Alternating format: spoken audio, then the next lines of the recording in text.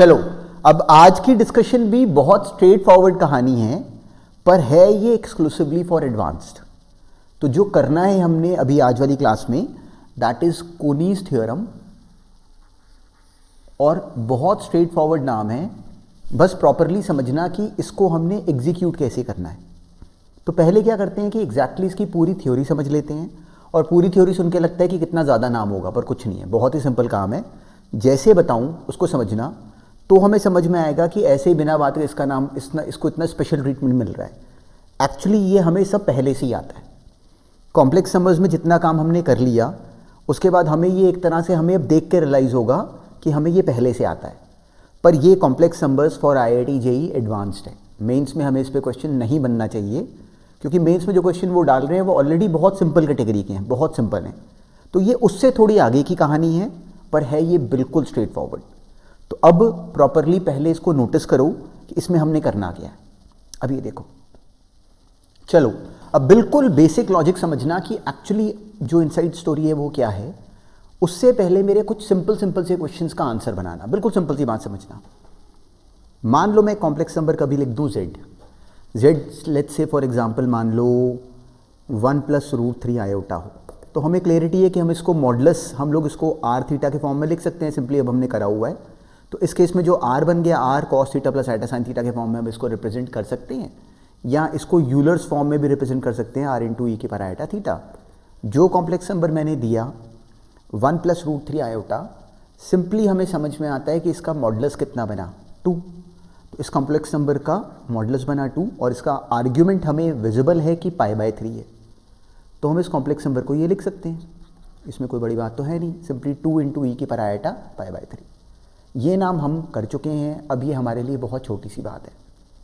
चलो अब मान लो कि मैं 2 कॉम्प्लेक्स नंबर्स दूँ z1, बिल्कुल मेरी सिंपल सी बातों का जवाब देना, तो उसके बाद हम लोग अपने आप कंक्लूजन पे पहुंचेंगे, and you would be surprised कि कितनी सिंपल बात को इतना डराने वाला बनाया होता है। मान लो एक कॉम्प्लेक्स नंबर है z1, एक कॉम्प्लेक्स नंबर है z2। तो अगर मैंने उनको आर्गन डायग्राम पे मान लो ऐसे प्लॉट कर दिया, अब अगर मैं z1 z2 को ज्वाइन करूं, सिंपल मैंने z1 z2 को ज्वाइन करा और ये मैंने ऐसे लाइन बना ली, तो z2 - z1 एक नया कॉम्प्लेक्स नंबर है। z2 - z1, देखो मैंने बात, z2 - z1 एक नया कॉम्प्लेक्स नंबर है जिसका आर्ग्यूमेंट क्या होगा, चलो कुछ भी ले लेते हैं। मान लो मैं समझाने के लिए θ2 ले रहा हूँ, किसी रीज़न से θ2 ले रहा हूँ। z2 इसके इसमें z2 है ना, तो मैंने इसलिए कॉरस्पॉन्डिंगली इसका आर्ग्यूमेंट ले लिया θ2। तो जो z2 - z1 कॉम्प्लेक्स नंबर है, इसका आर्ग्यूमेंट कितना है θ2, इसका मॉडुलस कितना है, simply modulus of z2 - z1।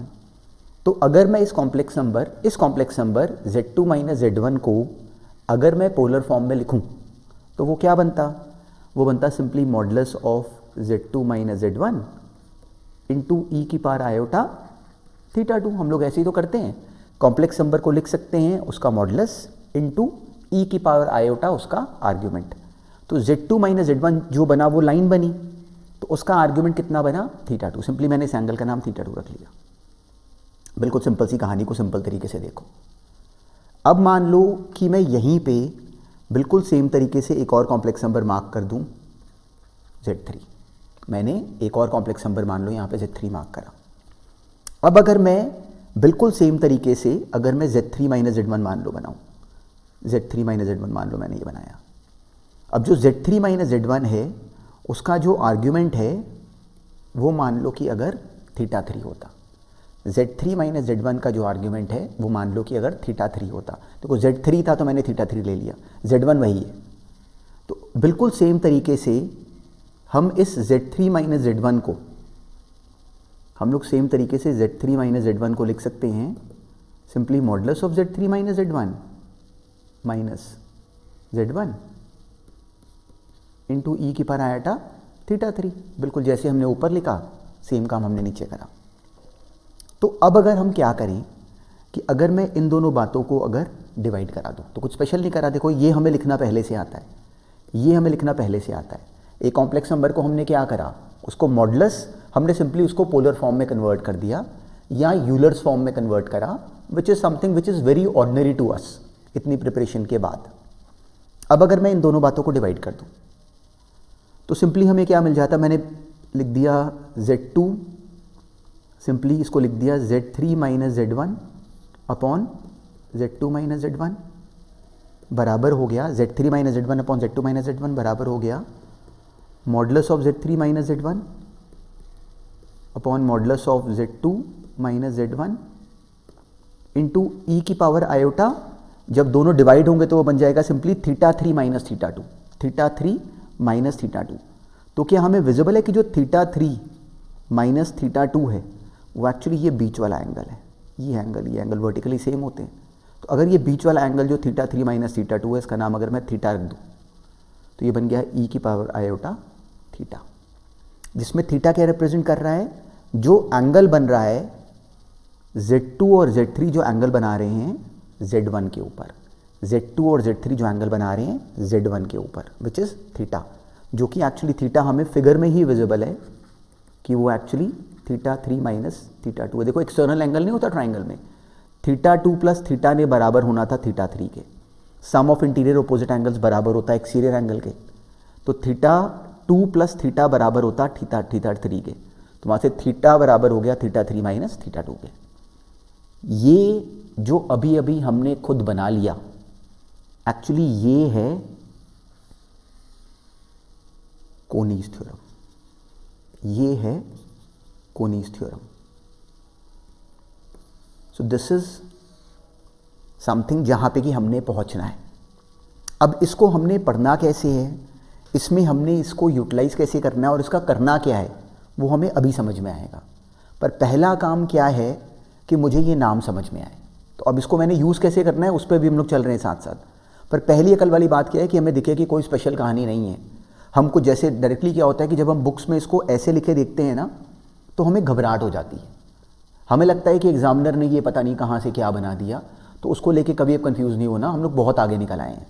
तो बहुत ही ऑर्डिनरी सी कहानी है जिसको जब हम इतने अंग्रेज़ों के नाम के साथ देखते हैं तो हमें लगता है पता नहीं क्या स्पेशल है। तो सारी गेम ही यही है कि एक्चुअली कुछ स्पेशल नहीं होता, हमें वो बोलना आना चाहिए। देखो भी मैंने खुद कोनीज थ्योरम अपने आप डिराइव ही कर दी। तो Z3 minus Z1 upon Z2 minus Z1 बराबर होता है मॉडुलस ऑफ Z3 माइनस। अब देखो इसको मैं बोलूँगा कैसे, इसको सुनो। यहाँ चलो इसको एक फ्रेश पेज लेके इस कहानी को सुन लेते हैं एक बार कंप्लीटली। तो अब जो अभी हमने सुना कोनीज थ्योरम में, दैट इज दिस। अब सिचुएशन हमारे सामने ये है। अब इसको बिल्कुल जैसे बोलूँगा वैसे अब समझना। कोई ये Z1 है, ये Z2 है और ये Z3 है और ये एंगल है थीटा एंटी क्लॉकवाइज। तो अब स्टोरी एक्चुअली ये है कि सोचो मैं Z2 माइनस Z1 को लूँ, Z2 माइनस Z1 एक आर्म बनी, उसको एंटी क्लॉकवाइज रोटेट करूँ। एंटी क्लॉकवाइज, देखो थीटा मैंने एंटी क्लॉकवाइज लिया, रोटेट करूँ और फाइनल आर्म बना लूँ Z3 माइनस Z1। इसको मैं बोल रहा हूँ इनिशियल आर्म, इसको मैं बोल रहा हूँ फाइनल आर्म, इसको मैं बोल रहा हूँ फाइनल आर्म। तो एक्चुअली थ्योरम क्या है, इनिशियल आर्म, जैसे इसको कहीं भी बुक्स में दिया हो कुछ ना करो, बस जैसे बता रहा हूँ वैसे याद रखना, वैसे बोलना अपने आप को। Final arm upon initial arm, तो Z3 minus Z1 upon Z2 minus Z1 बराबर होता है mod final upon mod initial, modulus of Z3 minus Z1 upon modulus of Z2 minus Z1 into ई की पावर आयोटा बीच वाला angle. क्या बोला मैंने, ई की पावर आयोटा बीच वाला एंगल। तो कोनीज थ्योरम क्या है, final arm upon initial arm is equal to mod final upon mod initial into ई की पावर आयोटा बीच वाला एंगल, जो कि इस केस में क्या है थीटा। थीटा कैसे लेना है, एंटी क्लॉकवाइज। ये है कोनीज थ्योरम। अब हमारे काम की बात एक्चुअली ये है कि इसका करना क्या है, हमने क्यों सुनी है। तो इसका जो रोल है ना, यू वुड बी सरप्राइज्ड अब जब हम लोग क्वेश्चंस करेंगे डिस्कस, कि एक्चुअली हमें ये पहले से ही आती है, हम लोग इसको पहले से यूज़ भी कर रहे हैं, पर कभी हम लोगों ने स्पेसिफिकली ये इसको इस तरीके से ट्रीट नहीं करा, इतना सही ज्ञात है। पर अदरवाइज जो कंप्लीट स्टोरी है कोनीज थ्योरम की, दिस इज दिस, और this is specifically for complex numbers for IIT JEE advanced. Mains में नहीं आएगा इस पे क्वेश्चन, एडवांस में क्वेश्चन बनेगा अगर उन्होंने बनाया तो, और आया तो 1 मिनट में इस पर झपट्टा मार के हमने कहा जा रहा है। बहुत सिंपल सी कहानी है, क्योंकि हम लोगों ने बाकी बच्चों की तरह कुछ याद वाद नहीं करा, इसका हमने कोर समझ लिया कि ये बना भी कैसे, उसके बाद कहानी बहुत सिंपल है। ये बनी बेसिक थ्योरी बिल्कुल। अब सोचो कि अगर मुझे कोई ये बोला, मैं एक एग्जांपल ले रहा हूँ, उससे समझ में आएगा। मान लो मैंने बोला कि सिंपली मान लो, चलो मैंने बोला कि एक हेक्सागन है जिसका सेंटर है 0 0, सिंपली ओरिजिन उसका सेंटर है। और मान लो इस हेक्सागन का एक जो वर्टेक्स है वो लेट्स से कि मान लो 1 + 2 आयोटा है। और मैं अगर इसका ये वाला वर्टेक्स पूछ लूँ, तो अब हम लोग सफिशिएंट प्रिपरेशन कर चुके हैं, तो हमें ये समझ में आता है कि हमें करना क्या है। सिंपली इस वाले हेक्सागन को ओरिजिन के अबाउट हमने इतना रोटेट कर देना है। तो हम रोटेशन कैसे करते हैं, हम सिंपली इस कॉम्प्लेक्स नंबर को जो कि 1 + 2 आयोटा बना, इसको हमने अगर एंटी क्लॉकवाइज रोटेट करना है बाय एन एंगल ऑफ, कितना बना, टोटल एंगल था 360 डिग्रीज, तो इन दोनों के बीच में कितना हुआ 60 डिग्रीज। तो मैं इस कॉम्प्लेक्स नंबर को मल्टीप्लाई कर दूंगा एक ऐसे कॉम्प्लेक्स नंबर के साथ जिसका मॉडुलस 1 होगा और आर्ग्यूमेंट उसका π/3 होगा। क्यों, उससे क्या होगा, सिंपली ये आर्म यूं घूम जाएगी, कितना 60 डिग्रीज, और 60 डिग्रीज हमने घुमाना था, उसके लिए सिंपली इसको मल्टीप्लाई करा एक ऐसे कॉम्प्लेक्स नंबर से जिसका मॉडुलस 1 है और आर्ग्यूमेंट π/3 है। तो ये करने पे जो आंसर बनेगा वो अपना आंसर होता है। तो हमें ये कहानी हम कर चुके हैं। ये e की पर आयोटा π/3 कितना बन गया, cos π/3 + आयोटा sin π/3, तो 1 + √3 आयोटा/2, ये हम जानते हैं, ये हमने कर रखा है। अब मान लो कि मैं इसी क्वेश्चन को हल्का सा चेंज कर दूं।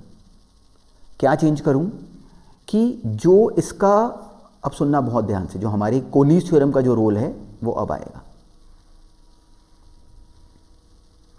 ये मान लो ये पॉइंट जो सेंटर है वो मान लो कि अगर ओरिजिन ना होता, जो सेंटर है वो अभी ये एज्यूम करो कि ओरिजिन नहीं है। देखो जो क्वेश्चंस हमने अभी तक करे ना, उन सब में जब भी कभी हमने ऐसे रोटेशन करी तो हमेशा रोटेशन एक्चुअली अबाउट ओरिजिन हुई, तो हमें कभी अभी तक कोनीज थ्योरम की स्पेसिफिकली नीड नहीं पड़ी, अब पड़ेगी। मान लो कि अगर मैं ले लूँ कि जो सेंटर है वो लेट्स से, चलो 1 + 2 आयोटा सेंटर है इस क्वेश्चन में, और मान लो ये एक वर्टेक्स है, चलो इस वर्टेक्स को ले लेते हैं हम लोग 4 + 6 आयोटा, इसका ये वर्टेक्स है। अब मैं पूछूं कि मुझे ये वाला वर्टेक्स बता दो एंटी क्लॉकवाइज, सेम हेक्सागन है, रेगुलर हेक्सागन है। तो अब इस क्वेश्चन में अब की बार हमें क्या मुश्किल हुई कि अब की बार मुझे ये कॉम्प्लेक्स नंबर z फाइंड करना है, पर इस क्वेश्चन में हम लोग इसकी तरह रोटेट नहीं कर पा रहे क्योंकि हमें विजिबल है कि अब की बार जो सेंटर है वो ओरिजिन नहीं है। सेंटर ओरिजिन पे तो हम लोग फटाफट कर लेते थे कि मल्टीप्लाई करो उसको उतने आर्ग्यूमेंट के साथ, रोटेशन हो जाती है। अगर लेंथ भी हमें एक्सटेंड करनी होती थी तो उसको मॉडुलस से मल्टीप्लाई कर लेते थे। यहाँ गड़बड़ क्या हुई कि जो सेंटर है वो 1 + 2 आयोटा है। अब कहानी बनेगी यहाँ पे कोनीज थ्योरम की। तो अगर मैं इस z, इस पॉइंट और इस पॉइंट के बीच में अगर अप्लाई कर दूं कोनीज थ्योरम, तो यहाँ पे रोटेशन मैंने ऐसे करी, ये एंगल कितना है π/3, ये एंगल कितना है π/3। अब अगर मैं लिखूं बिल्कुल सेम पैटर्न पे, अब अगर मैं लिखूं फाइनल आर्म, ये बनी final arm which is z - 1 + 2 iota, z - 1 + 2 iota upon initial arm. Initial arm कितनी बनी, this is simply 4 + 6 iota minus 1 + 2 iota. देखो नोटिस करो मैं इसको अप्लाई कैसे करूंगा। Final arm upon initial arm बराबर है mod final upon mod initial. अब नोटिस करो कि रेगुलर हेक्सागन है तो ये लेंथ्स तो बराबर ही होंगी, तो वो 1 हो गया। Simply mod final upon mod initial दोनों कैंसिल हो जाएंगे, वो 1 आ गया, इंटू ई की पावर आयोटा बीच वाला एंगल विच इज π/3। ये बनी अपनी कहानी।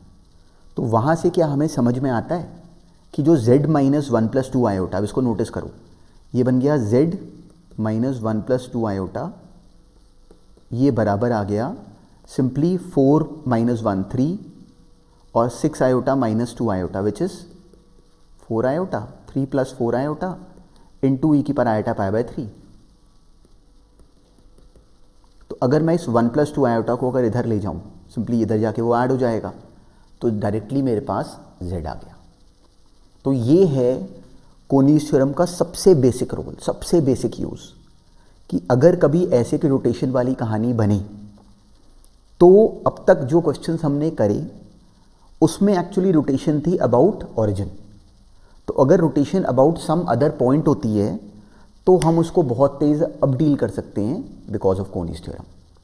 ये है पहली समझ वाली, पहली अकल वाली कहानी जो कि हम जानते थे कहीं ना कहीं, पर उसको इस तरीके से यूज़ कर सकते हैं हमने ये नहीं सोचा हुआ था।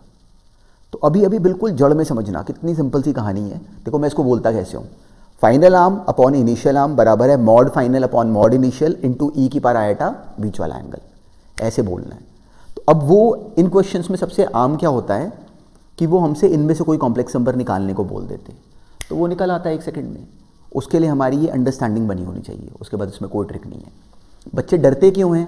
क्योंकि उनको लगता है पता नहीं कौन सा अंग्रेज़ था कोनी, उसने कैसे की थ्योरम बना दी। तो हम लोग उस कन्फ्यूजन में कभी नहीं फंसते। अब इस पर बहुत क्वेश्चंस बने हुए हैं, बहुत बार क्वेश्चंस आए हुए हैं और अलग अलग फॉर्मेट में बने हैं।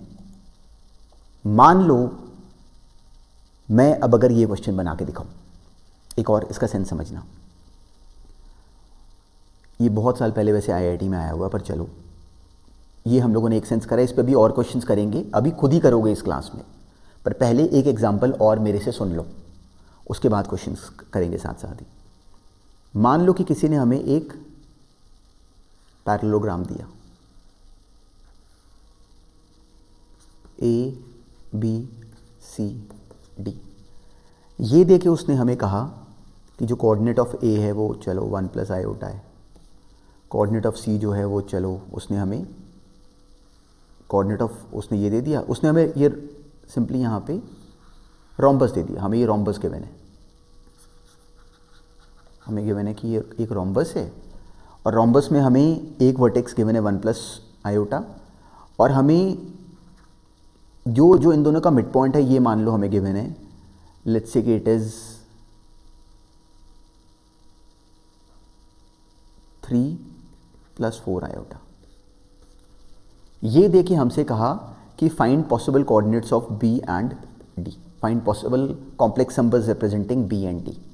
रोम्बस दिया गया हमें, ये देखिए हमसे अगर कहा गया कि अगर ये लेंथ ये निकाल दो, तो अब हमें क्या करना है, और हमें ये गिवन है कि A C is twice of B D. इस क्वेश्चन में ये गिवन है कि जो ए सी है वो ट्वाइस ऑफ बी डी है। मैं इसको 3 प्लस 4 आयोटा की जगह ना थोड़ा सा चेंज कर रहा हूँ, इसको मैं 4 प्लस 5 आयोटा ले रहा हूँ, उससे लेंथ ईजी हो जाएगी थोड़ी। तो जो ये जो कोऑर्डिनेट सेंटर वाला है एम मान लो 4 प्लस 5 आयोटा है, ए हमें पता है। तो अगर मुझे ये बी निकालना है और अगर ये रोम्बस है तो हमें विजिबल है कि ये एंगल कितना होगा 90 डिग्रीज। तो इस डी को निकालने के लिए अगर मैं एंटी क्लॉकवाइज मूव करता हूँ तो हमें विजिबल है कि सिंपली अगर बी को निकालना है तो ऐसे एंटी क्लॉकवाइज डायरेक्शन ये बनी। तो मान लो जो बी है वो मान लो कि अगर जेड है, तो अब क्या मेरी बात समझ में आती है कि फाइनल आर्म बनी Z minus 4 plus 5 iota upon initial arm which is 4 plus 5 simply 1 plus iota minus 4 plus 5 iota। ये बराबर है mod final upon mod initial which is B M upon simply A M into ई की power iota बीच वाला angle which is pi by 2। तो ई की power iota pi by 2 क्या बन जाता है आयोटा। अब जो B M upon A M है, जब A C twice of B D है तो जो बी एम होगा वो ए एम का हाफ होगा। देखो ए एम होगा ट्वाइस ऑफ बी एम, तो यहाँ पे सिंपली क्या आ गया 1/2। तो 1 सेकेंड में मुझे मिल गया कि z minus 4 plus 5 iota upon इन दोनों को माइनस कर लो, ये बन जाएगा -3 माइनस 4 आयोटा। ये बराबर हो गया सिंपली 1/2 इंटू ई के पर iota pi by 2 which is iota. तो ये आ गया आयोटा बाय 2 के। 1 सेकेंड में दिखता है कि इसको इधर क्रॉस मल्टीप्लाई करके और 4 प्लस 5 आयोटा को उधर शिफ्ट करके हमारे पास z आ गया। तो जो z इस केस में बना दैट इज b। ऐसे ही अगर मुझे d निकालना होता तो समझ में आता है कि जो एंगल है वो बजाय पाई बाय 2 होने के माइनस पाई बाय 2 हो जाता। तो यहाँ पे actually plus minus pi by 2 अगर कर लो तो हमें b और d दोनों मिल जाते।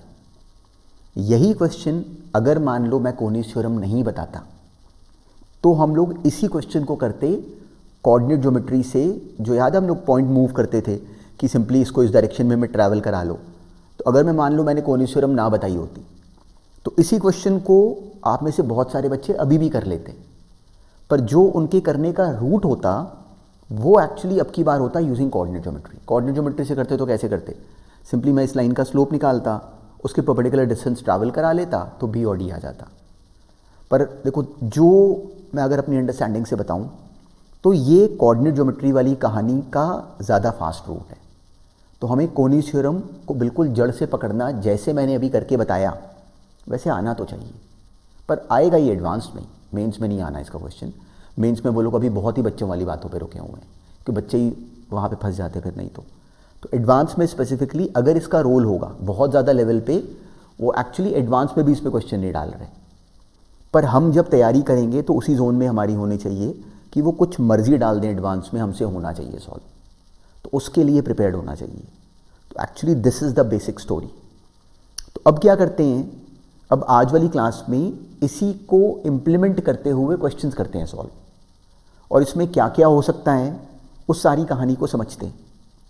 तो पहले जो अभी मैंने समझ बताई पहले उसको एक्सेप्ट करो, उसके बाद जो जो क्वेश्चंस हम लोग अपने आप जो अटेम्प्ट करोगे उनको नोटिस करो और देखो कि फिर क्या फ्लो बनता है अपने माइंड में।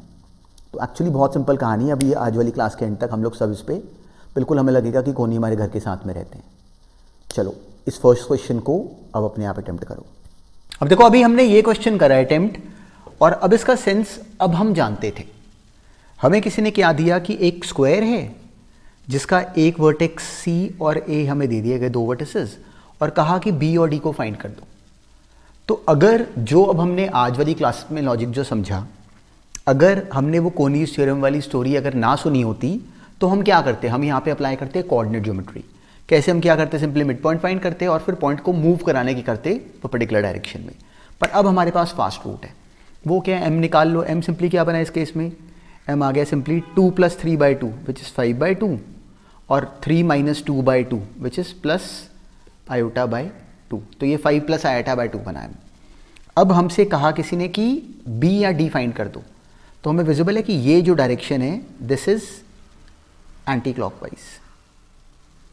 तो अब मैं क्या बोलूँगा, फाइनल आर्म। तो अगर मान लो ये Z1 है तो मेरी कॉपी में टर्म होनी चाहिए थी Z1 - M, जिसका नाम, चलो M का नाम मैं ना अभी यहाँ पे समझाने के लिए मान लो Z3 लिख लेता हूँ, बाद में Z3 का नाम डाल देंगे। Z3 हमें पता है, ये रहा Z3। Z1 - Z3 upon simply Z2 - Z3। देखो ये final arm upon initial arm, तो 2 + 3 i/- M, ये कर ही लें अगर, तो 2 - 5/2 कितना हो गया, -1/2 plus i/3 i minus i/2 which is 5 i/2। तो final arm upon initial arm, final arm ये रही, इनिशियल आर्म ये रही। तो BM अपॉन AM बराबर mod final upon mod initial, वो दोनों में विजिबल है कि बराबर लेंथ्स होंगी, तो वो 1 ही आ गया, इंटू ई की पर आयोटा π/2, वो आयोटा होता है। डायरेक्टली यहाँ पे प्लस माइनस आयोटा आ गया। तो हमें मिल गया कि जो Z1 है वो इसको आयोटा से मल्टीप्लाई करो तो वो क्या बन जाएगा, सिंपली आ जाएगा Z3। इसको मैंने सिंपली इस टर्म को मैं इधर ले जा रहा हूँ, आयोटा से मल्टीप्लाई करेंगे तो वो बन जाएगा -i/2, मैंने प्लस आयोटा लिया है, तो -i/2 plus 5 i/2 into iota, that would be -5/2। ये बनी मेरी टर्म। अब Z3 कितना है, 5/2 प्लस i/2, उसमें से -i/2 -5/2 करोगे तो आंसर आ जाएगा 0। तो जो B बना दैट इज 0, तो इसलिए जो इसका A ऑप्शन है दैट इज करेक्ट। अब ऐसे ही मुझे D ऑब्टेन करना है, तो D के लिए हम क्या करेंगे, यहाँ पे बजाय E की पर आयोटा π/2 लेने के E की पर आयोटा -π/2 ले लेंगे, जो कि क्या होता है माइनस आयोटा। तो माइनस आयोटा लोगे तो दूसरा आंसर आ जाएगा, वो 5/2 प्लस 5/2 5 बन जाएगा, i/2 प्लस i/2 आयोटा बन जाएगा। तो इसका ऑप्शन बन जाता 5 + आयोटा विच इज D। ये है एक्चुअली कंप्लीट स्टोरी। पर अभी से पहले कुछ स्पेशल नहीं है, पर जब आज इसको क्लास में पहली बार सुनते हो ना, तो अगर ये न्यू साउंड कर रहा है तो it is a very ordinary thing. और हम लोग ये देख चुके हैं कि जब भी हम कभी पहली बार कुछ करेंगे ना, हमारा माइंड हमें मना करेगा कि ये तेरे से नहीं होगा, और हमने अपने माइंड को चैलेंज करना है कि कैसे नहीं होगा। तो जब इसी कहानी को सेकंड बार थर्ड बार सुनते जाते हो ना, तो फिर हम घिस के हमें लगने लग जाता है कि तो बिल्कुल बेकार, बिल्कुल सिंपल काम है। तो इसकी इम्प्लीमेंटेशन में, कोनीज थ्योरम की इम्प्लीमेंटेशन में कुछ बातें नोटिस करने वाली हैं जो कि फ्रैंकली बहुत साल से आईआईटी में भी नहीं आई, पर बहुत पहले आईआईटी में उन पे सब्जेक्टिव क्वेश्चंस आते थे, कभी 80s में, 1980s में, 1994 तक, 5 तक भी आते रहे, खैर कह लो 2000 तक आते रहे, उसके बाद नहीं आ रहे। तो इसलिए कोनीज थ्योरम पे अगर वो कुछ भी मैनिपुलेशन करेंगे ना तो हमारे लिए बहुत बच्चों वाली स्टोरी होगी, पर इसका जो बेसिक इम्प्लीमेंटेशन है, जिसके आने के सबसे ज़्यादा चांसेस हैं, वो इस तरह की स्टोरी है जहाँ पे हमें कोऑर्डिनेट्स फाइंड करने पड़ जाएं। तो उसको ध्यान में रखो। अब ऐसे ही ये नेक्स्ट क्वेश्चन करो, ये भी बिल्कुल डूएबल है, इजी है, पढ़ना और देखना कि इसको कैसे ऑब्टेन करें, अपने आप होगा, अपने आप सॉल्व करो। अब देखो इसमें कहा क्या, और अब इसका सेंस समझना। इसमें मैं कुछ बहुत काम की बात बताऊंगा, उसको नेक्स्ट क्वेश्चन में अप्लाई भी करना, अगर इसमें बाई चांस अगर रह गई तो। हमें किसी ने कहा कि the origin and the points represented by the roots of this equation, हमें किसी ने एक इक्वेशन दे दी, form the vertices of an equilateral triangle.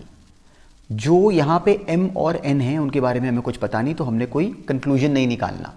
तो जो यहाँ पे m और n है, वो कहीं से भी हमारे माइंड में ये थॉट नहीं आना चाहिए कि वो रियल नंबर्स हैं, वो भी कॉम्प्लेक्स नंबर्स हैं।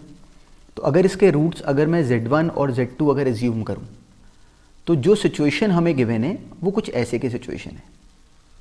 ये क्वेश्चन वैसे बहुत तरीक़ों से बोला जा सकता है, तो इसको मैं बोलूँगा इसलिए वैसे वैसे कि हमारा दिमाग खुले। ये सिचुएशन है और ये एंगल हमें कितना गिवन है, सारे एंगल 60 डिग्रीज हमें गिवन है। तो क्या हमें ये बिल्कुल बेसिक बात समझ में आती है, ये एंगल इस केस में कितना है 60 डिग्रीज, ये एंगल कितना है 60 डिग्रीज। तो हमसे यहाँ पे m n इन सब के बीच में कोई कंडीशन पूछ ली गई कि m और n के बीच में कंडीशन डेवलप करो। तो इन सारे क्वेश्चंस की जो जड़ है वो एक्चुअली कहीं ना कहीं घूम घूम के कोनीज थ्योरम से कनेक्ट होती है। तो अब वो कनेक्ट कैसे होती है वो इस क्वेश्चन से समझना, इसको भी थ्योरी का पार्ट लेके समझना, तो बहुत अकल बनेगी। ऐसे के और भी क्वेश्चंस करेंगे अभी। तो अब अगर मान लो जो Z1 है, अगर मान लो चलो मैं यहाँ पे इस एंगल पे, ये चलो मैं इसका नाम अगर रख लूँ, ये O, ये A, ये B, तो अगर मैं कोनीज थ्योरम अप्लाई कर दूँ अबाउट O, तो क्या बनता है, this is final arm which is Z2 minus 0 upon initial arm which is Z1 minus 0 which is Z1 only, modulus Z2 upon modulus Z1 वो कैंसिल होके 1 आ गया इंटू ई की पावर आइटा पाई बाई 3, हमें ये मिला। तो जब मैंने कोनीज थ्योरम अप्लाई करी अबाउट O, तो मुझे मिला कि Z2 minus 0 upon Z1 minus 0 बराबर mod final upon mod initial into ई की पावर आइटा बीच वाला एंगल। अब यहाँ से करने को तो हम ये भी कर सकते हैं कि Z2 Z1 के बीच में हमें कनेक्शन मिल गया, उसको यूज़ कर लें। Z1 प्लस Z2 कितना है, simply minus m, and Z1 into Z2 कितना है n। तो एक्चुअली मैं ये भी कर सकता हूँ कि Z2 की वैल्यू यहाँ से निकाली और इनमें डाल के आगे दिमाग लगाया, वो भी तरीका करेक्ट है, वैसे भी कर सकते थे पर उतना फ्रूटफुल ना होता। इन क्वेश्चंस में ये सेंस पकड़ना। आप ऐसे के क्वेश्चंस में ज़्यादातर केसेस में कहानी क्या होती है कि कोनीज थ्योरम को फिर से अप्लाई करो, सुनना मेरी अभी ये लाइन ध्यान से, कोनीज थ्योरम को फिर से अप्लाई करो और जो ई की पावर आइटा वाली टर्म है उसको हटाने की करो। सुनना इस बात को ध्यान से, हमारा फोकस हमेशा रहेगा इस ई की पावर आइटा वाली टर्म को हटाने का। अब देखना मैं कैसे करूँगा। अब अगर मैं यहाँ पे कोनीज थ्योरम अप्लाई कर दूँ अबाउट बी के अबाउट अब मैं कोनीज थ्योरम अप्लाई करने लगा हूँ, तो यहाँ पे फाइनल आर्म क्या बनी, which is Z1 minus Z2 upon initial arm which is 0 minus Z2 बराबर है mod final upon mod initial, वो सेम है, इंटू ई की पावर आइटा पाई बाय 3, ये बनी। तो अब अगर यहाँ पे भी ई की पावर आइटा पाई बाय 3, यहाँ पे भी ई की पावर आइटा पाई बाय 3, तो अगर मैं इन दोनों को डिवाइड कर दूँ तो सिंपली हमें विजिबल है कि टर्म अपने आप ही हट गई। तो जैसे मैंने इन दोनों को डिवाइड करा हमें मिल जाएगा सिंपली दिस अपॉन दिस कर लो, अगर चलो दिस अपॉन दिस कर लिया मैंने, तो मुझे मिल गया Z1 minus Z2 upon minus Z2 और अपॉन Z2 बाय Z1। तो वो वहाँ से डायरेक्टली हमें टर्म मिल जाती 0 minus Z2 into this would be, अगर मान लो कि मैं अब यहाँ पे इसको हटाने के लिए सिंपली अगर मैं लिख दूँ this would be Z1 minus Z2 अगर मान लो मैं इसका स्क्वायर कर दूँ, इसका स्क्वायर कर दूँ तो ये e की पावर आइटा 2π/3 हो जाएगा स्क्वायर करने पे। तो z1 माइनस z2 का होल स्क्वायर और z1 माइनस z2 का होल स्क्वायर, और नीचे मुझे मिल गया, चलो देखो मेरा इसमें टारगेट कितना क्लियर होगा और बड़ा इंटरेस्टिंग स्टेप है। स्टोरी वही है जो हमने अभी भी सुनी। देखो मैंने इसकी स्क्वायरिंग करी और मैंने इसे और इसे इन दोनों को आपस में मल्टीप्लाई करा, मैंने इन दोनों टर्म्स को मल्टीप्लाई करा। अब समझना कि मैंने क्यों कर रहा हूँ।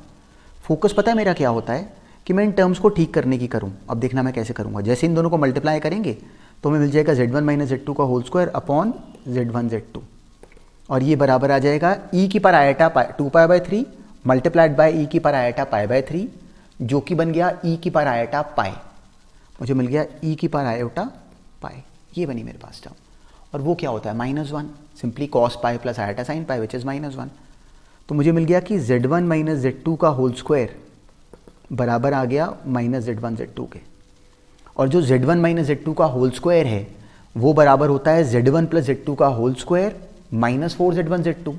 a प्लस बी का होल स्क्वायर माइनस 4ab बराबर होता है a माइनस बी का होल स्क्वायर के। तो इसको रीअरेंज करते ही हमें मिल गया कि z1 प्लस z2 का होल स्क्वायर बराबर आ गया -4 टाइम्स 4 उधर जाके हो जाएगा सिंपली 3 टाइम्स z1 z2 के। ये मिली कंडीशन। तो यहाँ से हमें क्या मिल गया कि m स्क्वायर बराबर है 3n के। ये बना ऑप्शन, m स्क्वायर बराबर है 3n के। तो इस क्वेश्चन में पता है हमने अभी भी क्या नई चीज़ फेस करी कि मैंने यहाँ पे पहले कोनीस थ्योरम अप्लाई करी, यहाँ भी अप्लाई करी। पहला थॉट मेरे मन में आया कि मैं इन दोनों को डिवाइड करूँ।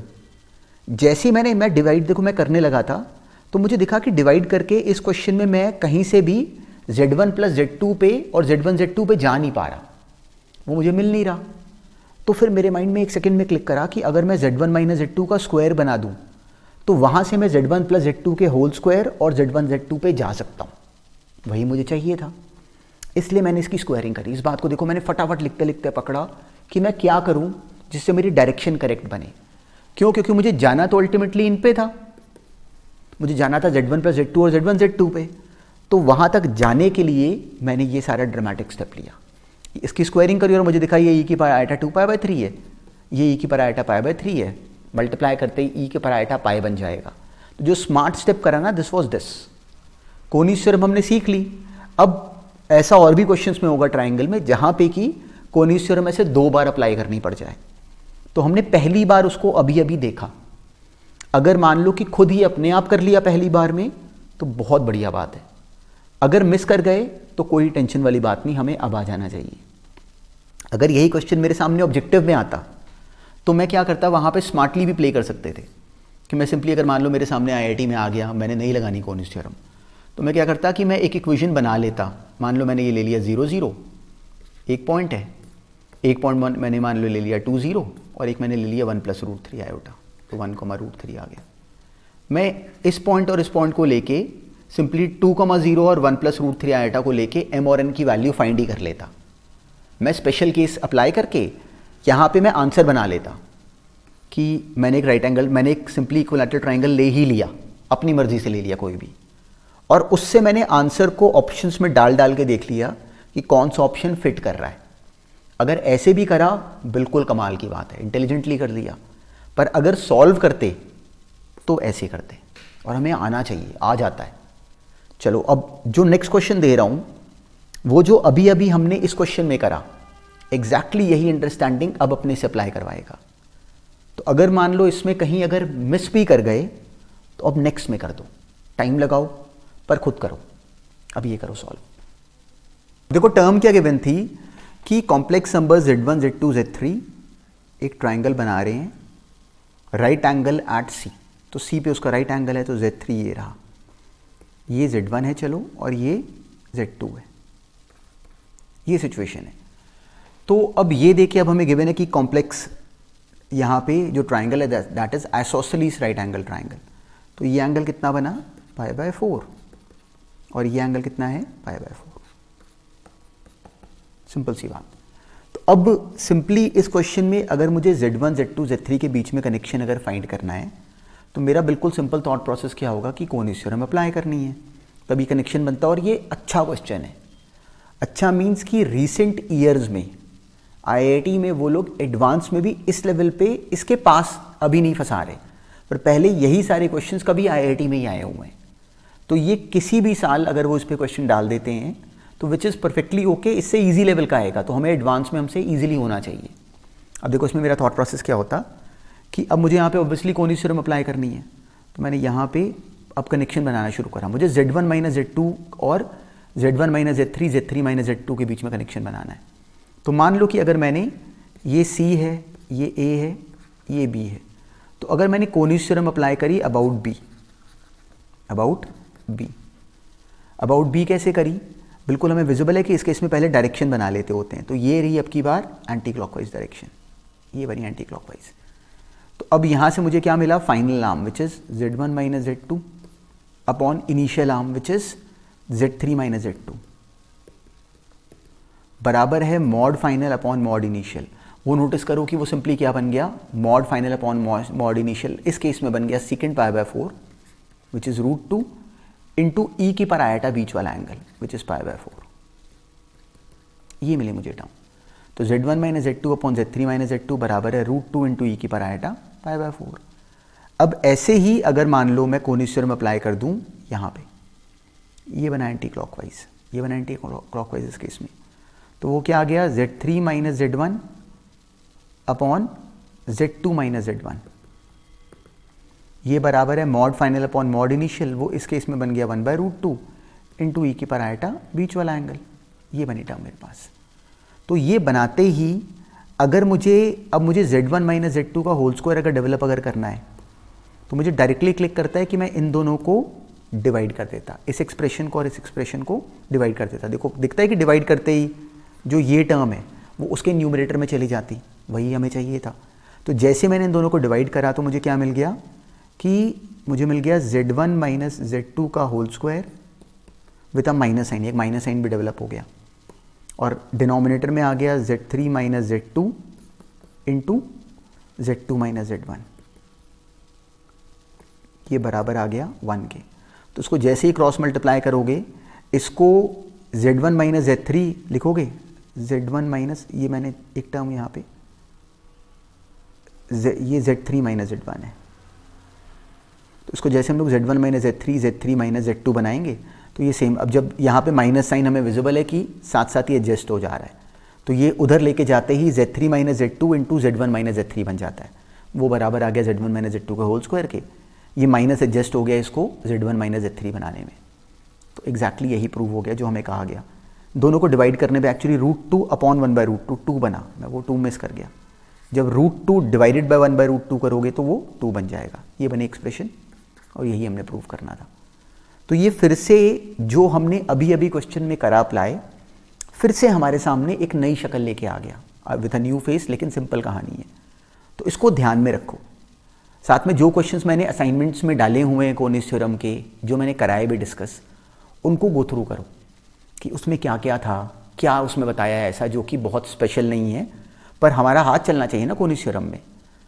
अब एग्जैक्टली ऐसे ही एक और क्वेश्चन करो, वो आईआईटी में आया हुआ है बहुत साल पहले, बस वो करके मुझे लगता है कि हमारी डायरेक्शन बिल्कुल राइट बन जाएगी।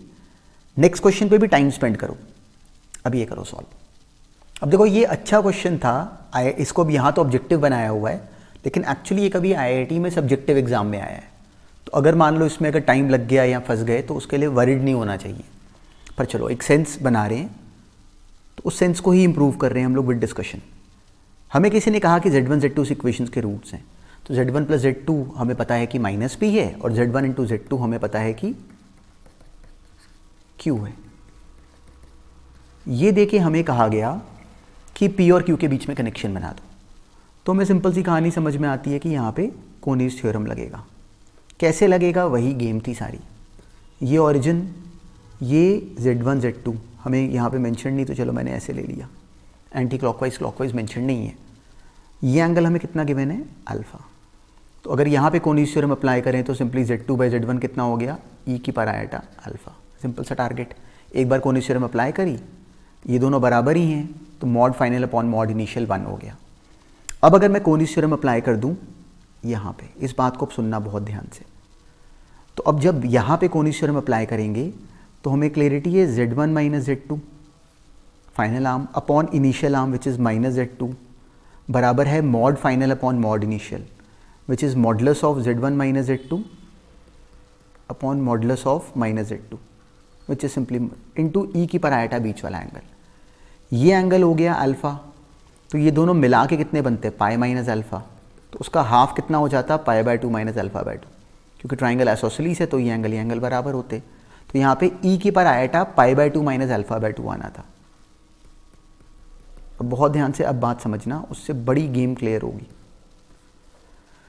अब इन क्वेश्चंस में मेरा मेन मोटिव क्या होता है कि मैं किसी तरीके से ये ई वाली टर्म को यहाँ से हटा दूँ, मतलब ये बेसिक लॉजिक है। क्यों, जो ऑप्शंस गिवन है उसमें भी यहाँ पे कोई ई वाली टर्म का कनेक्शन दिया तो है नहीं। तो अब मेरे मन में ये थॉट आता है कि अगर मैं इस वाले की कर दूँ स्क्वायरिंग और उसको इससे मल्टीप्लाई कर दूँ, देखो उससे बेनिफिट क्या क्या होगा। जैसे ही इसकी स्क्वायरिंग करेंगे ये ई की पर आया पाई माइनस अल्फ़ा बन जाएगा, देखो पावर में 2 मल्टीप्लाई हो जाएगा ना। तो जब मैं इसे और इसे मल्टीप्लाई करूँगा इसकी स्क्वायरिंग करके, तो ई की पावर आयोटा अल्फ़ा कैंसिल हो जाएगा और अकेला ई की पावर आयोटा पाई बच जाएगा, सिंपली इन दोनों को स्क्वायरिंग करके मल्टीप्लाई करने पे। तो मैंने कर दिया, तो मुझे मिल गया Z1 माइनस Z2 का होल स्क्वायर अपॉन डिनोमिनेटर में आ जाएगा Z1 Z2, ये बराबर आ गया इसका स्क्वायर के, विच इज़ अब बस ये बच गया निकालना, modulus of Z2 minus Z1 upon modulus of this, मुझे ये निकालना है। तो अब इसको निकालने में एक बात सोचो, इस ट्राइंगल को नोटिस करो, ये एक राइट एंगल ट्राइंगल था, ये ओरिजिन है। जब मैं इसको ऐसे डिवाइड करूँगा, तो ये एंगल कितना है, ये एंगल कितना हो गया अल्फ़ा बाय 2। तो हमें विजिबल है कि ये लेंथ अपॉन ये लेंथ बराबर हो जाएगा साइन अल्फ़ा बाय 2 के।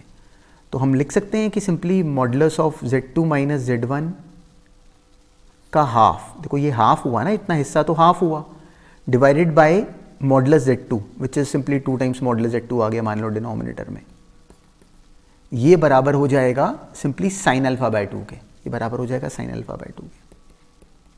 तो हमें विजिबल है कि जो हमें चाहिए एक्चुअली वो 2 साइन अल्फ़ा बाय 2 है। तो ये जो टर्म यहाँ जो बनी हुई है this is 2 sine alpha bye 2, तो उसका स्क्वायर क्या बन जाता 4 साइन स्क्वायर अल्फ़ा बाय 2। ये था इस क्वेश्चन में करने वाला सारा राज, सारा लॉजिक। तो हमने करा क्या, यहाँ पे कोनीस थ्योरम को बस 2 बार अप्लाई करा। पहली बार सुनने में अगर ये थॉट नया लगता है तो उस बात को लेके वरिड नहीं होना चाहिए, सबको लगता है। पर ये सुन के ऐसे के क्वेश्चन अब जब बुक्स में देखोगे ना, या जब मैं असाइनमेंट में जो डालूंगा वो जब देखोगे, तो हमें समझ में आएगा कि इससे जो हम लोग डिस्कशन में अभी कर ले रहे हैं ना, इसके बाद हर क्वेश्चन जो फेस करोगे इसका, वो इससे ईजी है, इस सारी कहानी से ईजी है। तो इसीलिए मतलब हम लोग हर सिनेरियो को डिस्कस कर ले रहे हैं क्लास में, कि अगर वो कुछ भी करें उसके बाद एग्जामिनर, तो हमें लगे कि ये कुछ नहीं है काम। तो वही अब यहाँ पे अब मैं क्या करता, सिंपली जो Z1 माइनस Z2 का होल स्क्वायर है, इसको मैं पढ़ लूँगा Z1 प्लस Z2 का होल स्क्वायर, जो कि माइनस P है, minus 4 Z1 Z2 which is Q। तो 1 सेकेंड में मुझे मिल गया कि P स्क्वायर माइनस 4Q ये बराबर हो गया, देखो ये Q ही है ना, 4Q sine square alpha bye 2 के, ये बन गया मेरे पास टर्म। जब इस 4Q को उधर ले जाओगे तो सिंपली वो बन जाएगा 1 plus sine square alpha bye 2। कहीं कुछ टर्म में हम लोगों ने कुछ वो करा है, तो P स्क्वायर माइनस 4Q बराबर हो जाएगा 4 साइन स्क्वायर अल्फ़ा बाय 2 के। इस पर अच्छा ठीक है, जब इन दोनों को हमने मल्टीप्लाई करा ना, तो वो ई की पर आया था पाई बना था, जो कि माइनस होता है, तो मेरे से यहाँ पे माइनस साइन देखो मिस हो गया था, तो ये माइनस 4Q बनेगा। तो जब हम 4Q को उधर लेके जाके कॉमन लेंगे तो 4Q आ जाएगा 4Q 1 minus sine square alpha bye 2 which is cos square alpha bye 2। ठीक है, तो यहाँ पे देखो माइनस साइन, जब इन दोनों को इसको स्क्वायर करके मल्टीप्लाई करा तो ई की पर आया था पाई बना था विच इज़ -1, तो इसका ऑप्शन ए बन गया। और ये IIT में कभी सब्जेक्टिव एग्जाम में आया हुआ क्वेश्चन है, तो ये सेंस पकड़ो, कुछ नहीं स्पेशल काम। चलो अब इसी बात को अप्लाई करता हुआ एक क्वेश्चन और कर दो, वो भी ईजी है, उस पर अब टाइम स्पेंड करना, 1 और मोर देन 1 ऑप्शंस का है और उसके ऑप्शन बनाना अपने आप। अब ये करो, अब देखो ये अच्छा क्वेश्चन था, इसको अब यहाँ तो ऑब्जेक्टिव बनाया हुआ है, लेकिन एक्चुअली ये कभी IIT में सब्जेक्टिव एग्जाम में आया है। तो अगर मान लो इसमें अगर टाइम लग गया या फंस गए तो उसके लिए वरिड नहीं होना चाहिए। पर चलो एक सेंस बना रहे हैं, तो उस सेंस को ही इंप्रूव कर रहे हैं हम लोग विद डिस्कशन। हमें किसी ने कहा कि Z1 Z2 इक्वेशंस के रूट्स हैं, तो Z1 प्लस Z2 हमें पता है कि माइनस पी है और Z1 इंटू Z2 हमें पता है कि Q है। ये देके हमें कहा गया कि P और Q के बीच में कनेक्शन बना दो। तो हमें सिंपल सी कहानी समझ में आती है कि यहाँ पे कोनीज थ्योरम लगेगा। कैसे लगेगा, वही गेम थी सारी। ये ओरिजिन, ये Z1 Z2 हमें यहाँ पे मेंशन नहीं, तो चलो मैंने ऐसे ले लिया। एंटी क्लॉकवाइज क्लॉकवाइज मेंशन नहीं है। ये एंगल हमें कितना गिवन है, अल्फा। तो अगर यहाँ पे कोनीज थ्योरम अप्लाई करें तो सिंपली Z2/Z1 कितना हो गया, e की पावर आयोटा अल्फा। सिंपल सा टारगेट। एक बार कोनीज थ्योरम अप्लाई करी, ये दोनों बराबर ही हैं, तो mod final upon mod initial 1 हो गया। अब अगर मैं कोनीज थ्योरम अप्लाई कर दूँ यहाँ पे, इस बात को अब सुनना बहुत ध्यान से। तो अब जब यहाँ पे कोनीज थ्योरम अप्लाई करेंगे तो हमें क्लियरिटी है Z1 minus Z2 final arm upon initial arm which is minus Z2 बराबर है mod final upon mod initial which is modulus of Z1 minus Z2 upon modulus of minus Z2 which is simply into ई की power iota बीच वाला angle. ये angle हो गया alpha. तो ये दोनों मिला के कितने बनते हैं, पाई माइनस अल्फ़ा। तो उसका हाफ कितना हो जाता, पाई/2 माइनस अल्फ़ा/2। क्योंकि ट्राइंगल आइसोसेलेस है तो ये एंगल बराबर होते। तो यहाँ पे ई की पावर आयोटा पाई/2 माइनस अल्फ़ा/2 आना था। अब बहुत ध्यान से अब बात समझना, उससे बड़ी गेम क्लियर होगी। अब इन क्वेश्चंस में मेरा मेन मोटिव क्या होता है कि मैं किसी तरीके से ये ई वाली टर्म को यहाँ से हटा दूँ। मतलब ये बेसिक लॉजिक है, क्यों, जो ऑप्शंस गिवन है उसमें भी यहाँ पे कोई ई वाली टर्म का कनेक्शन दिया तो है नहीं। तो अब मेरे मन में ये थॉट आता है कि अगर मैं इस वाले की कर दूँ स्क्वायरिंग और उसको इससे मल्टीप्लाई कर दूँ, देखो उससे बेनिफिट क्या क्या होगा। जैसे ही इसकी स्क्वायरिंग करेंगे ये ई की power iota pi minus alpha बन जाएगा। देखो पावर में 2 मल्टीप्लाई हो जाएगा ना। तो जब मैं इसे और इसे मल्टीप्लाई करूँगा इसकी स्क्वायरिंग करके, तो ई की पावर आयोटा अल्फ़ा कैंसिल हो जाएगा और अकेला ई की पावर आयोटा पाई बच जाएगा, सिंपली इन दोनों को स्क्वायरिंग करके मल्टीप्लाई करने पे। तो मैंने कर दिया, तो मुझे मिल गया Z1 माइनस Z2 का होल स्क्वायर अपॉन डिनोमिनेटर में आ जाएगा Z1 Z2। ये बराबर आ गया इसका स्क्वायर के, विच इज़, अब बस ये बच गया निकालना, modulus of Z2 minus Z1 upon modulus of this. मुझे ये निकालना है। तो अब इसको निकालने में एक बात सोचो, इस ट्राइंगल को नोटिस करो। ये एक राइट एंगल ट्राइंगल था, ये ओरिजिन है। जब मैं इसको ऐसे डिवाइड करूँगा, तो ये एंगल कितना है, ये एंगल कितना हो गया, अल्फ़ा/2। तो हमें विजिबल है कि ये लेंथ अपॉन ये लेंथ बराबर हो जाएगा साइन अल्फ़ा/2 के। तो हम लिख सकते हैं कि simply modulus of Z2 minus Z1 का हाफ, देखो ये हाफ हुआ ना, इतना हिस्सा तो हाफ हुआ, divided by modulus Z2 which is simply 2 times modulus Z2 आ गया मान लो डिनोमिनेटर में। ये बराबर हो जाएगा सिंपली साइन अल्फ़ा/2 के, ये बराबर हो जाएगा साइन अल्फ़ा/2 के। तो हमें विजिबल है कि जो हमें चाहिए एक्चुअली वो 2 साइन अल्फ़ा/2 है। तो ये जो टर्म यहाँ जो बनी हुई है, दिस इज 2 साइन अल्फ़ा/2। तो उसका स्क्वायर क्या बन जाता, 4 साइन स्क्वायर अल्फ़ा/2। ये था इस क्वेश्चन में करने वाला सारा राज, सारा लॉजिक। तो हमने करा क्या, यहाँ पे कोनीज थ्योरम को बस 2 बार अप्लाई करा। पहली बार सुनने में अगर ये थॉट नया लगता है तो उस बात को लेके वरिड नहीं होना चाहिए, सबको लगता है।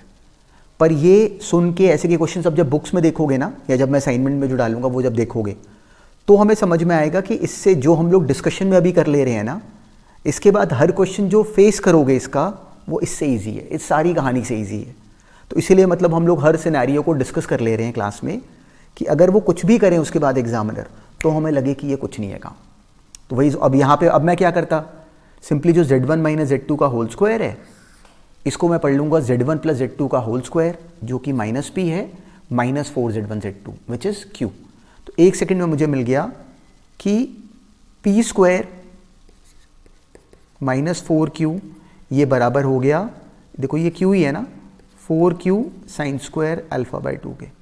ये बन गई मेरे पास टर्म। जब इस 4Q को उधर ले जाओगे तो सिंपली वो बन जाएगा 1 प्लस साइन स्क्वायर अल्फ़ा/2। कहीं कुछ टर्म में हम लोगों ने कुछ वो करा है। तो P स्क्वायर माइनस 4Q बराबर हो जाएगा 4 साइन स्क्वायर अल्फ़ा/2 के। इस पे अच्छा ठीक है, जब इन दोनों को हमने मल्टीप्लाई करा ना, तो वो ई की पावर आयोटा पाई बना था, जो कि माइनस होता है। तो मेरे से यहाँ पे माइनस साइन देखो मिस हो गया था, तो ये माइनस 4Q बनेगा। जब हम 4q को उधर लेके जाके कॉमन लेंगे तो 4q वो आ जाएगा 4q 1 minus sine square alpha by 2 which is cos square alpha by 2। ठीक है, तो यहाँ पे देखो माइनस साइन, जब इन दोनों को इसको स्क्वायर करके मल्टीप्लाई करा तो e की पर आयाटा पाई बना था विच इज -1, तो इसका ऑप्शन ए बन गया। और ये IIT में कभी सब्जेक्टिव एग्जाम में आया हुआ क्वेश्चन है, तो ये सेंस पकड़ो, कुछ नहीं स्पेशल काम। चलो अब इसी बात को अप्लाई करता हुआ एक क्वेश्चन और कर दो, वो भी ईजी है, उस पर अब टाइम स्पेंड करना, 1 और मोर देन 1 ऑप्शंस का है और उसके ऑप्शन बनाना अपने आप। अब ये करो। अब देखो ये था नेक्स्ट क्वेश्चन और बस यही, अब यहाँ पे हम लोग डिस्कशन रोक भी देंगे। हमें ये गिवन है, एक स्क्वायर गिवन था जिसमें हमें कहा गया कि जो वर्टिसेस है वो एंटी क्लॉकवाइज लेने हैं। तो अब की बात देखो क्वेश्चन में मेंशन्ड है, तो इसलिए मैंने इनकी डायरेक्शन एग्जैक्टली इनको मैंने एंटी क्लॉकवाइज ही बनाया। अब मैंने ऐसे मार्क कर लिए, अब स्क्वायर है, स्क्वायर तो हम जानते ही हैं, कोई बात ही नहीं। तो इसमें अब हमने Z1, Z2, Z3, Z4 का कनेक्शन सा बनाना है। तो अब कैसे ऑब्टेन करें, कैसे मूव करें? एक्चुअली कहानी बहुत सिंपल थी, बस केवल हमारा फ्लो बनना चाहिए था। देखो कैसे, मुझे कह लो कि Z2 को फाइंड करना है in terms of Z1, Z3 and so on. तो Z2 in terms of Z1, Z3 अगर मुझे निकालना है तो मुझे एक बात दिखी कि अगर मैं मिड पॉइंट निकाल लूँ, मिड पॉइंट कितना हो जाएगा, Z2 plus Z3 by 2, Z2 plus Z3 by 2 और Z1 plus Z4, Z1 plus Z3 by 2 और Z2 प्लस Z4 बाई 2 वैसे सेम है। पर मुझे क्या करना चाहिए कि मुझे सिंपली यहाँ पे Z2 तक पहुँचने के लिए मुझे Z4 का रोल नहीं चाहिए ना, तो मैं ऐसे कुछ लिखता। देखो मैंने इसको यहाँ पे एंटी क्लॉकवाइज बना दिया, ये बना एंटी क्लॉकवाइज डायरेक्शन।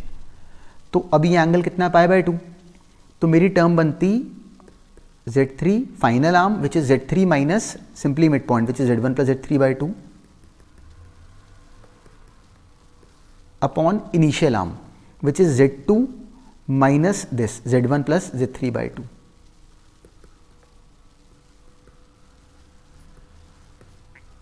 ये बराबर है mod final upon mod initial, वो इस केस में सेम होंगे, दोनों हाफ ऑफ डायगनल्स हैं, इनटू ई की पर आयोटा बीच वाला angle which is only iota. Iota pi by 2 बन गया ना, वो आयोटा ही होता है।